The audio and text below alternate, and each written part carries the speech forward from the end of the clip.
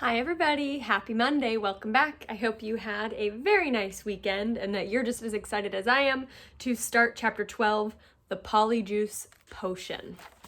Here's the picture we have to start with.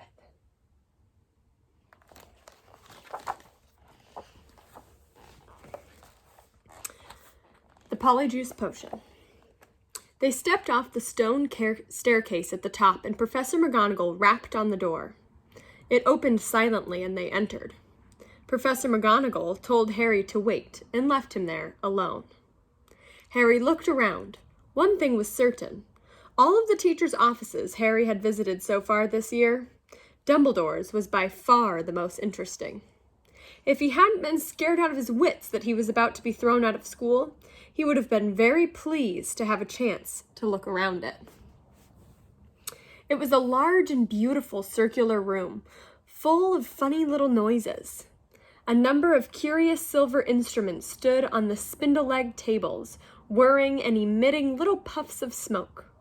The walls were covered with portraits, and the headmasters and headmistress of the The walls were covered with portraits of old headmasters and headmistresses, all of whom were snoozing gently in their frames.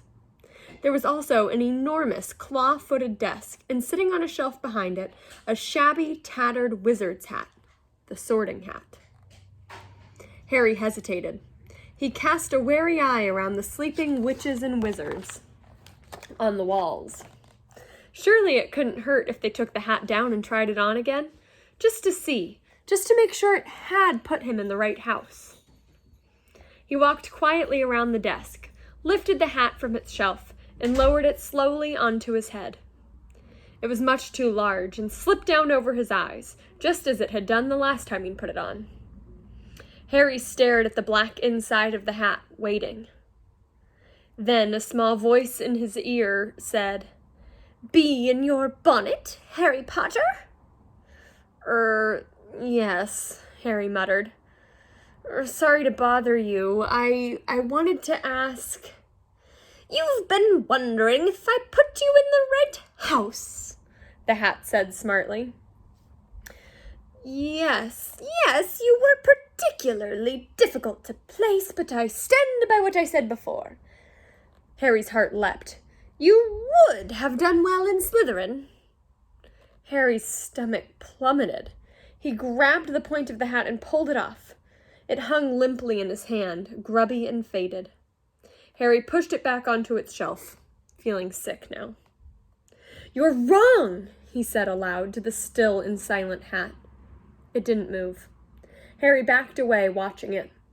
Then a strange gagging noise behind him made him wheel around. He wasn't alone after all. Standing on a golden perch behind the door was a decrepit-looking bird which resembled a half-plucked turkey. Harry stared at it, and the bird looked balefully back, making its gagging noise again.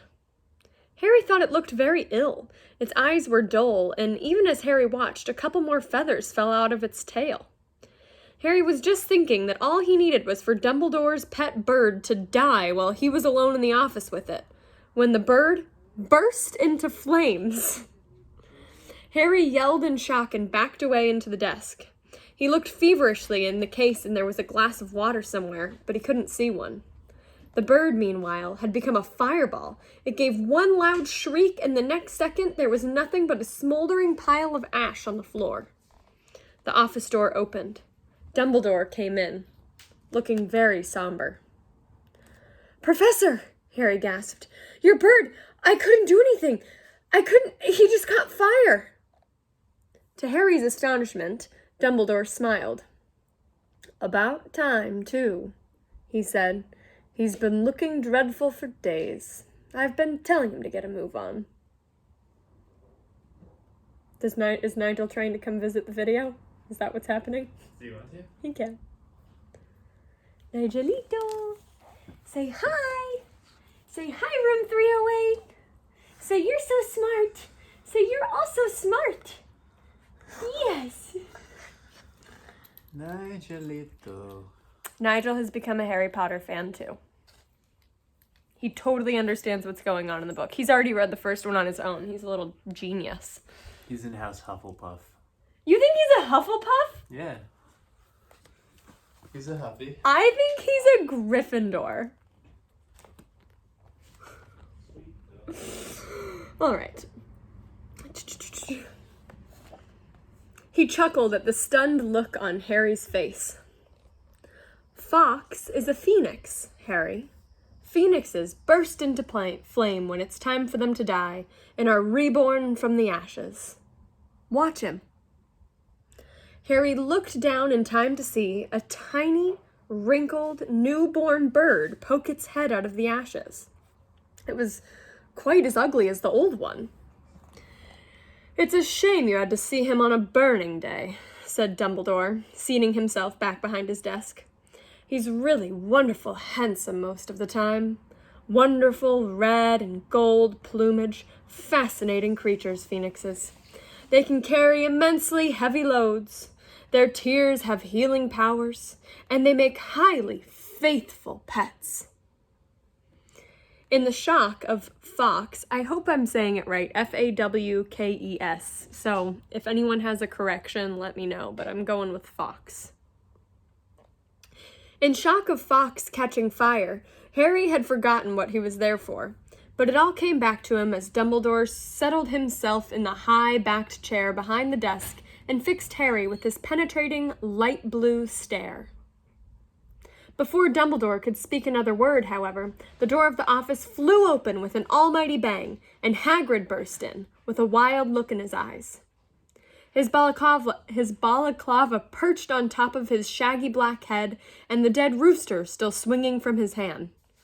"It wasn't Harry, Professor Dumbledore," said Hagrid urgently. "I was talking to him seconds before the kid was found. He never had time, sir." Dumbledore tried to say something, but Hagrid went ranting on, waving the rooster around in his agitation, sending feathers everywhere. "It couldn't have been him. I swear in front of the Ministry of Magic if I have to." Hagrid, "You've got the wrong boy, sir. I know. Harry never." "Hagrid," said Dumbledore loudly, "I do not think that Harry attacked those people." "Oh," said Hagrid, the rooster falling limply at his side. "Right. Well, I'll wait outside then, Headmaster." And he stomped out, looking embarrassed. "You don't think it was me, Professor?" Harry repeated hopefully, as Dumbledore brushed rooster feathers off his desk.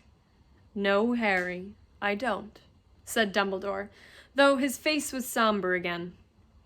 "But I still want to talk to you." Harry waited nervously while Dumbledore considered him, the tips of his long fingers together. "I must ask you, Harry, whether there is anything you would like to tell me," he said gently. "Anything at all." Harry didn't know what to say. He thought of Malfoy shouting, "You'll be next, mudbloods!" and of the Polyjuice potion simmering away in Moaning Myrtle's bathroom. Then he thought of the disembodied voice that he heard twice and remembered what Ron had said. Hearing voices no one else can hear isn't a good sign, even in the wizarding world. He thought, too, about what everyone was saying about him, and his growing dread that he was somehow connected with Salazar Slytherin. "No," said Harry. "There isn't anything, Professor." And that's where we're going to have to stop for today. All right, see you tomorrow.